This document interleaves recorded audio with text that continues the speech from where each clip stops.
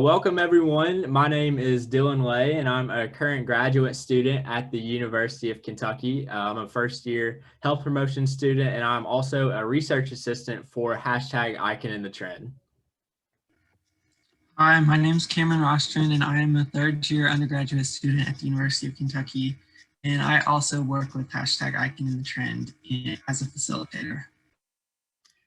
All right, so we're going to be talking a little bit about today, exploring perceived risk of COVID-19 and subsequent change in tobacco use due to COVID-19.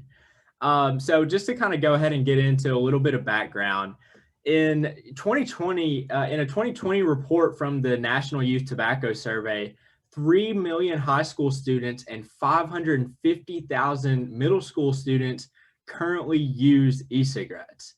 So that's 22.5% of high school students and 9.4% of middle school students who use e-cigarettes every single day. So, there's obviously a huge growing concern regarding the association between the COVID-19 pandemic and e-cigarette use. So in a study done by Stanford University, current e-cigarette users and current conventional cigarette users were 6.8 times more likely to be diagnosed with COVID-19. But however, there's more research needed regarding the relationship between COVID-19 and youth e-cigarette use. And that's what we're going to be here talking a little bit about today to hopefully give you all some initial insight on this issue. So for this study, we used a cross-sectional online survey that was administered to college undergraduates entering their third year of their university studies. And this survey was sent out in June 2020, so a few months into the pandemic, and about 540 undergraduates were retained.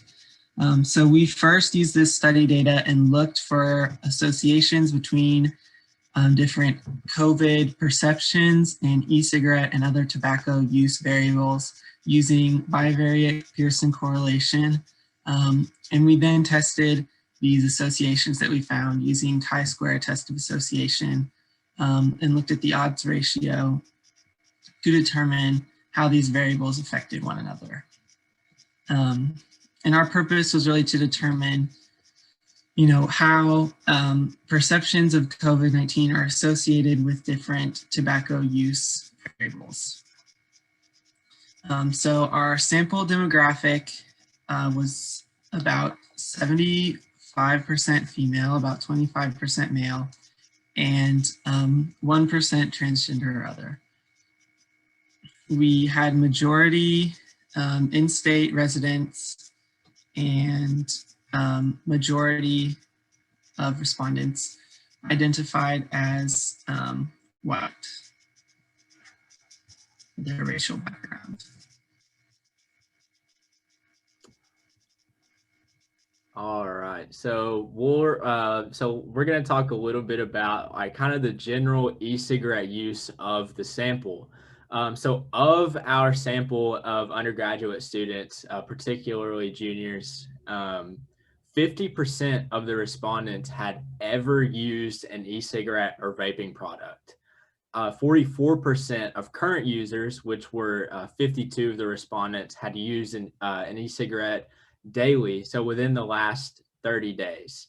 27% of current users, sample size of 52, had used an e-cigarette on only 1 to 2 days within the last 30 days. And then 40% of current users reported using their vape only 0 to 4 times per day. So we'll go ahead and move along to student perceptions of COVID-19. So, so we kind of decided to put these on here because they kind of stood out the most. And so daily users, which we consider using on 20 plus days out of the last 30 days, are 80% less likely to believe smoking or vaping increases the risk or increases risk of severity of COVID-19 symptoms. And in addition to this, 21% of current members of fraternity or sorority believe that COVID-19 is a threat to their personal health. 24% of students living on campus believe that COVID-19 is a major threat to their personal health, and 47% of non-member but considering joining fraternity or sororities believe that COVID-19 is a threat to their personal health.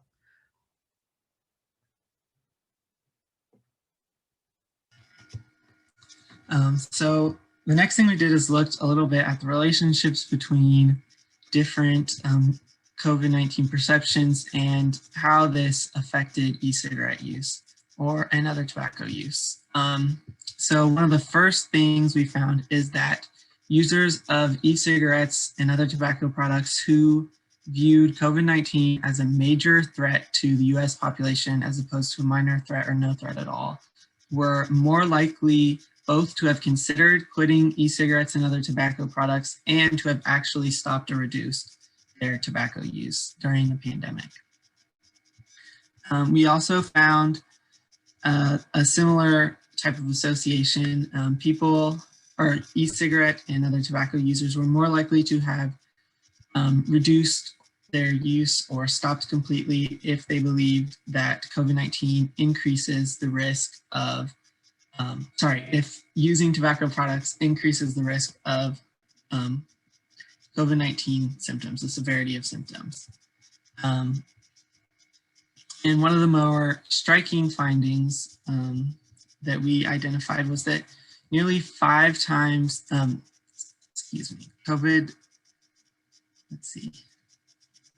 users were nearly 5 times more likely to have stopped or reduced their tobacco use if they believed COVID-19 was a threat to their personal finances. So that was one of the most impactful variables and associations that we looked at, was a threat to personal finances. And then one of the more interesting findings that we had that we wanted to highlight was that tobacco users were more likely to have stopped or reduced their use due to risk of COVID-19 if they used the social media application TikTok regularly, which we defined as weekly or daily. So we looked at a few other social media applications and did not find quite as strong results, but TikTok was associated with reduction in e-cigarette use during the pandemic. All right. So, the findings from this research provide some preliminary insight into students' attitudes and perceptions regarding the relationship between e-cigarettes, COVID-19, and tobacco use. And the findings also provide a look at how students' tobacco use changed in the early stages of the pandemic. So we know that vaping and tobacco use continues to be an issue among youth and college students as well, as almost half of our sample reported ever using an e-cigarette or vaping product.